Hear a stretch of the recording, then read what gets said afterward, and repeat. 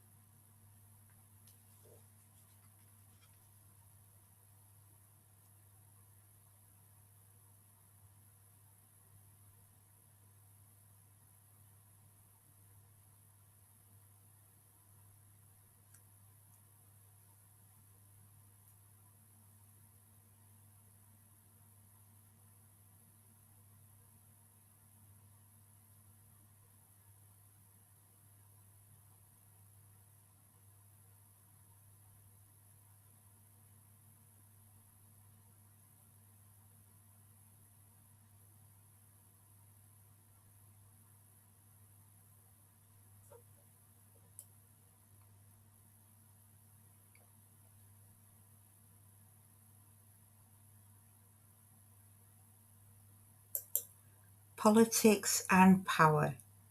By Victorian times, Britain was a constitutional monarchy.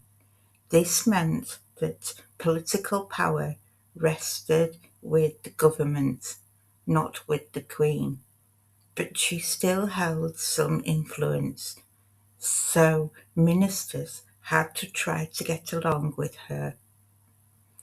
10 prime ministers held office during Victoria's reign, and power swung between two main parties: the Whigs, later called the Liberals, supported political reform, while the Conservatives, or Tories, were usually against change. Victoria's first Prime Minister was the Whig, Lord Melbourne.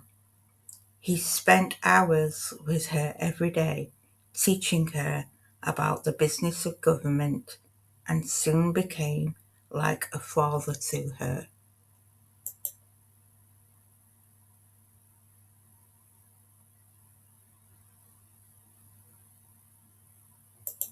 Victoria grew so attached to Melbourne that when the Tories came to power in 1841, she almost refused to accept them.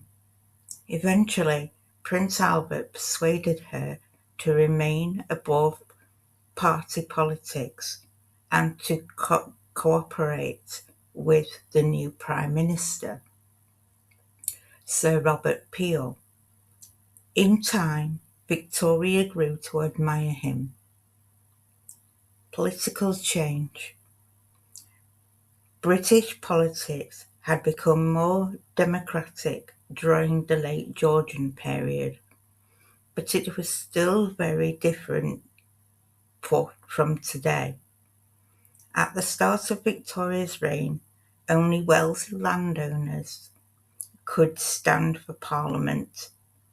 Fewer than 1 in 7 men could vote, and women weren't allowed to take part in elections at all.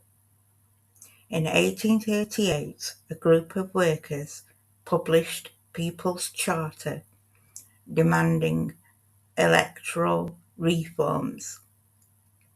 The government rejected the charter, and after a decade of campaigning, the movement declined.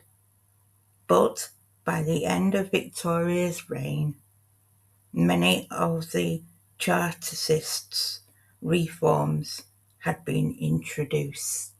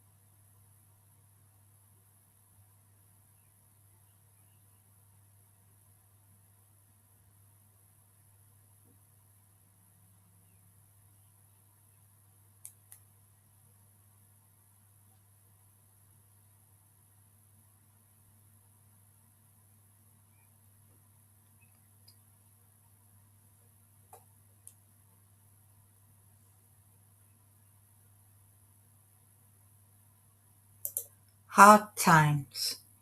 Life in the House of Parliament and Buckingham Palace was full of pomp and cemetery, but for ordinary people it was a very different story. Many Victorians faced a daily struggle against poverty and hardship, and had little chance of making things better. In the late 18th century, most British people lived a rural life, working as farmers or as craftsmen, producing handmade goods. Then, new machines were invented that could do the work in a fraction of the time. This left thousands unemployed, so they flocked to the towns in search of new jobs. This radical change in the way people lived and worked became known as the Industrial Revolution. The Industrial Revolution made a small number of people incredibly wealthy. But for most, the 1830s and 40s were tough. Jobs remained scarce and wages were pitifully low. To make matters worse, bread became so expensive that many couldn't afford it. This was because of a new law called the Corn Law, which prevented the importing of cheap grain. It was supposed to protect the incomes of British farmers, but it also pushed up the price of bread, especially in the years when there was a bad harvest. The situation became so dire that people were starving in the streets. A group of politicians and industrialists got together to campaign for an end to the Corn Law and for fairer wages. Other groups, including religious charities such as the Salvation Army and Dr. Barbados, took more direct action to relieve the distress of the starving. They ran soup kitchens and orphanages, and provided clothing and shelters for the needy.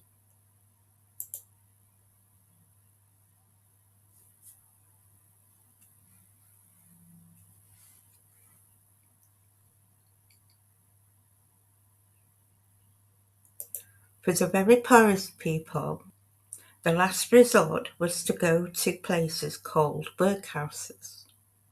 The government made sure that nobody saw the workhouse as an easy option.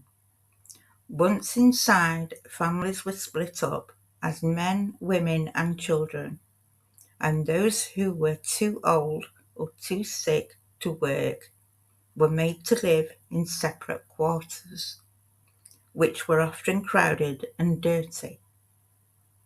Inmates had to work very long hours.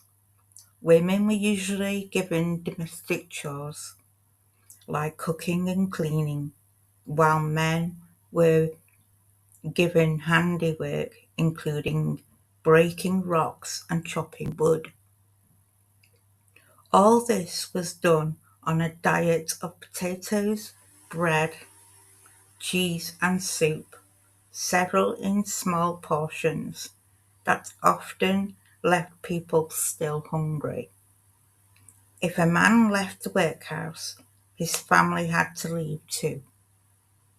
But if he didn't find a job, they'd soon end up back inside.